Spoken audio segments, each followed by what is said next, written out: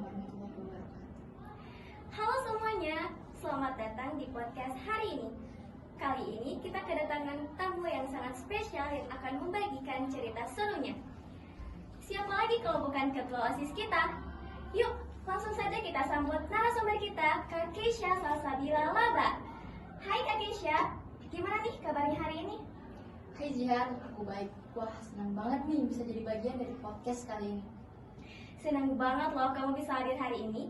Hari ini kita bakal ngobrol santai terkait pengalaman kamu sebagai ketua OSIS, tantangan, momen seru, dan inspirasi apa yang akan kamu bagikan ke pendengar. Jadi Kak Keisha, pertama-tama aku mau tahu nih, gimana sih awal ceritanya kamu bisa terpilih menjadi ketua OSIS? Dan apa yang bikin kamu memutuskan untuk mencalonkan diri sebagai ketua OSIS? Oke, jadi awalnya itu sebenarnya aku tuh nggak pernah ada niatan untuk melanjutin jadi ketua OSIS waktu aku duduk di bangku SMA, karena sekedar informasi, waktu aku duduk di bangku SMP itu aku pernah menjabat sebagai ketua OSIS 1 periode. Jadi makanya aku merasa bahwa waktu aku duduk di bangku SMA itu aku mau melanjutin di akademik aja, jadi fokus ke nilai gitu. Tapi aku melihat organisasi ini tuh berdampak banget gitu loh untuk lingkungan di sekolah gitu, makanya aku merasa tertantang untuk jadi ketua OSIS, nyalonin diri jadi ketua OSIS gitu. Kemudian aku juga melihat beberapa hal di sekolah ini tuh yang kayak bisa ditingkatkan lagi, kayak misalnya komunikasinya, kemudian juga media sosialnya kayak gitu-gitu. Kemudian aku juga sempet tuh cerita sama teman-teman kayak curhat-curhat gitu, minta pendapat kalau misalnya aku nyalonin dia jadi ketua OSIS gimana gitu. Terus mereka juga kayak ngedukung gitu, makanya aku ngerasa kayak tertantang banget gitu. Makanya aku join, daftar, kayaknya pilih gitu. Wah, keren banget ya teman-teman. Pasti prosesnya gak mudah. Nah, kira-kira apa sih yang kamu rasain ketika akhirnya kamu terpilih menjadi ketua OSIS? Oke, jadi tentunya itu aku merasa sangat bersyukur, kemudian juga aku merasa terhormat banget gitu loh atas amanah yang diberikan kepada aku untuk memimpin seluruh teman-teman di sekolah ini gitu, untuk jadi presiden sekolah ini gitu loh. Jadi tentunya aku berharap banget untuk teman-teman pengurus OSIS dan lain-lain, kita untuk memberikan dampak untuk sekolah ini gitu, untuk memberikan perubahan yang positif untuk kemudian hari gitu, dan untuk sekarang. Oke, kalau ngomongin tentang ketua OSIS nih, nah pasti kan ada tantangan yang harus kamu hadapi. Nah, kira-kira apa sih tantangan terbesar yang pernah kamu alami dan gimana cara kamu mengatasinya? Sejauh ini untuk tantangan itu sebenarnya aku merasa tantangannya itu di cara aku memanajemen waktu. Sebagai ketua OSIS, kemudian di organisasi lain, kemudian kegiatan lain, dan juga aku mengejar nilai akademik aku gitu. Kemudian namanya di organisasi ya pasti ada dalam antar pengurus itu ada yang namanya perbedaan pendapat. Nah, itu menurut aku jadi salah satu tantangan terbesar selama aku menjadi ketua OSIS gitu. Nah, untuk cara aku menghadapinya, untuk jadwal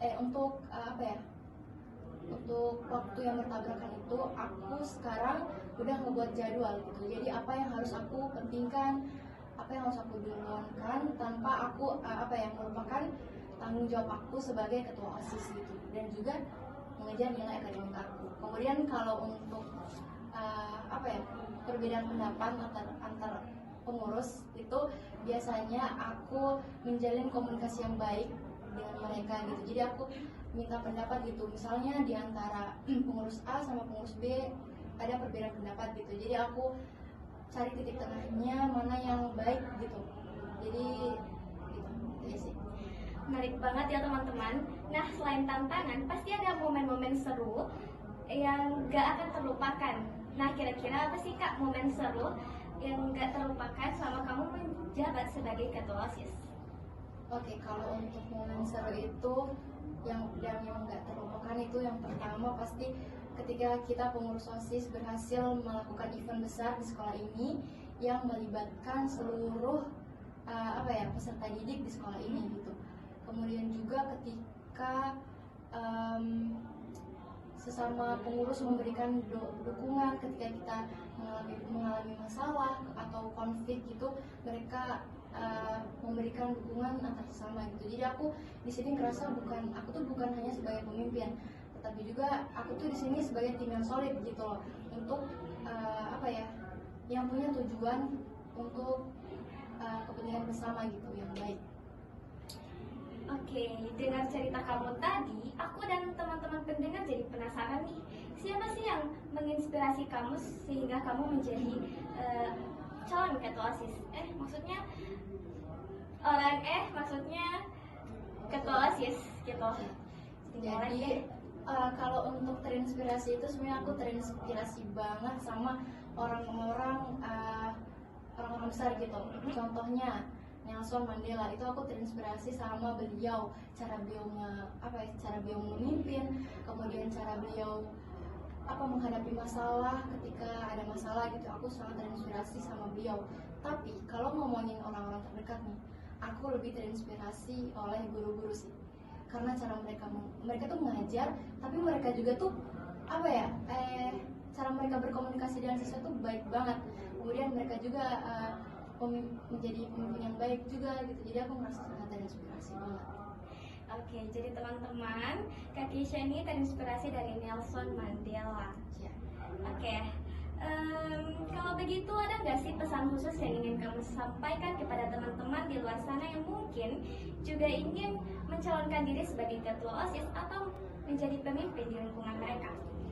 Oke, jadi aku tuh pernah baca kata-kata dari Nelson Mandela itu, katanya tuh gini, orang yang pemberani itu bukan orang yang merasa nggak takut, tetapi orang yang pemberani itu orang yang mampu menaklukkan rasa takut mereka. Jadi teman-teman mungkin ada kan yang di luar sana punya keinginan untuk jadi ketua OSIS tapi minder, takut nggak kepilih gitu. Jadi teman-teman tuh nggak boleh mikir kayak gitu. Jadi terus kalau misalnya teman-teman udah kepilih nih jadi ketua OSIS, teman-teman tuh harus nanamin di dalam diri teman-teman kalau misalnya kita tuh bukan ketua gitu loh, tapi kita tuh pemimpin. Karena ketua sama pemimpin tuh beda. Kalau ketua itu hanya ketua, kalau pemimpin itu dia yang memimpin, kemudian dia itu memberikan dampak untuk lingkungannya gitu, memberikan perubahan. Jadi ya, tanamin dalam diri itu untuk menjadi seorang pemimpin, jangan ketua gitu. Oke, jadi teman-teman semua kita bisa ngambil kesimpulan bahwasannya kita harus menanamkan dalam diri kita itu bahwa kita itu harus jadi pemimpin, bukan jadi ketua. Dan tentunya teman-teman semua harus berani untuk mencoba, karena kalau teman-teman semua tidak berani untuk mencoba, itu semua akan sia-sia untuk masa depan kalian. Oke, wah, obrolan kita hari ini benar-benar sangat inspiratif teman-teman semua. Terima kasih banget buat Kak Kisha yang sudah mau berbagi cerita terkait pengalamannya sebagai ketua OSIS. Semoga cerita kamu bisa menginspirasi teman-teman semua untuk terus bermimpi dan mengambil langkah besar. Sampai jumpa di episode berikutnya teman-teman semua. Bye.